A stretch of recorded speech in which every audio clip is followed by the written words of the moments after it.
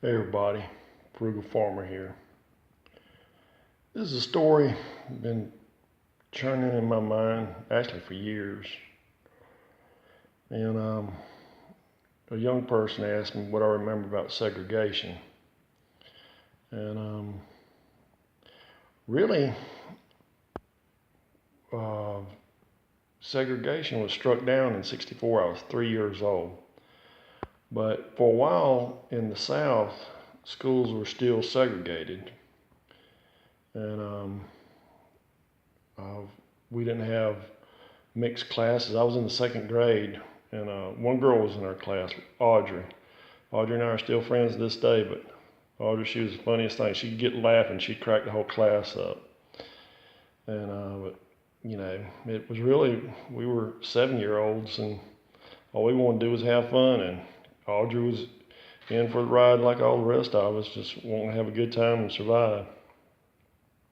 And I grew up in the country, and I grew up around Native American people, the Lumbee tribe, and black people and white people.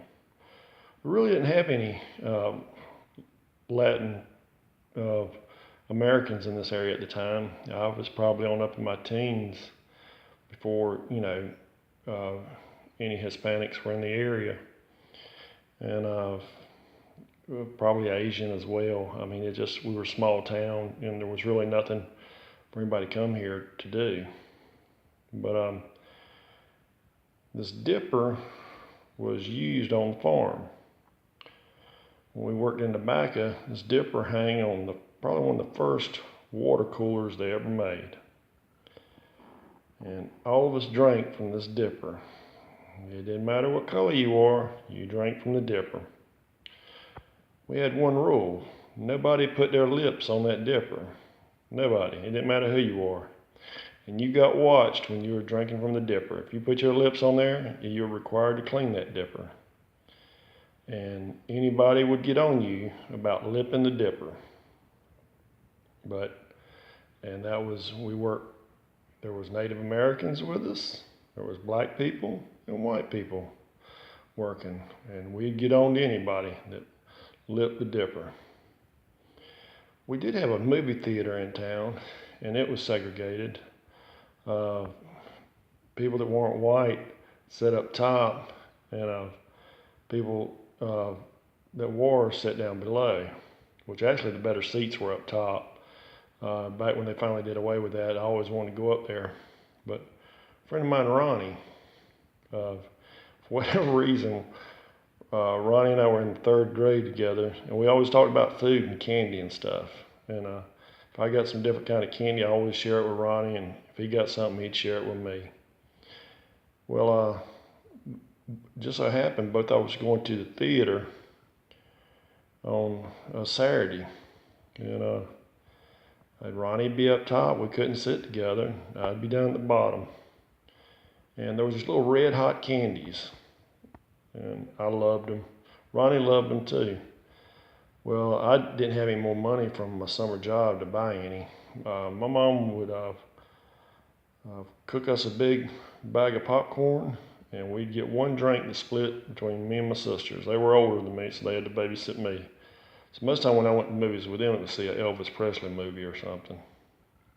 Well, back then, at the start of the movie, they had a cartoon. Well, these Red Hots came in boxes, and they were little discs, and they were probably more cinnamon, and had a little bit of heat to them, but like those. And so Ronnie told me, so I'm gonna get you a box of Red Hots. So in our little young minds, we were trying to logistically figure out how to do it. So there was 2 rows in this theater. There were seats on both sides and a row in the middle. Then you had aisles that went down on both sides of that middle row. Well, he told me to come down the right aisle and stand directly under the balcony when the cartoon started. And that Saturday, I took him at his word. I went up there, looked up at him. There was Ronnie up there grinning at me. He waved at me. He dropped me a box of Red Hots. And if the usher had called us, we probably both of us got thrown out. But I went back and ate my Red Hots and watched the movie, and Ronnie watched his movie. And Ronnie and I are still friends to this day. We're good friends. We always joke about those Red Hots. And we played at each other's houses. And back then, nobody had air conditioning, so you really didn't want to go in the house. And one thing, adults didn't want kids in the house if there was adults in there talking. You were not around adult talk. So we'd play out in the yards, football, whatever. And we'd go house to house playing in the yards. And, I really, I didn't have a lot of friends in the area that were white, and my friends were Indian and black. That's who I grew up with. And my Indian friends, I'm still friends with them. Actually, I'm friends with a lot of them. I know a lot of people in the tribe. And the one, we lost the husband and wife and one of their sons, but the mom always joked to her husband that I was her outside child because I was up there a lot and I loved him dearly. And but it's just all about getting along with each other and looking after each other's best interests. And that's about what I remember about segregation. I never witnessed any marches or anything like that. I think I remember some on TV, but that's very vague if I do. But just remember, sometimes in life we all drink out of the same dipper. It's just to be courteous to everybody else that does.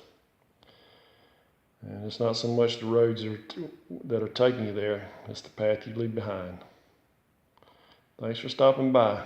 Come back again when you will. Share, comment, like, hit that subscribe button. God bless y'all.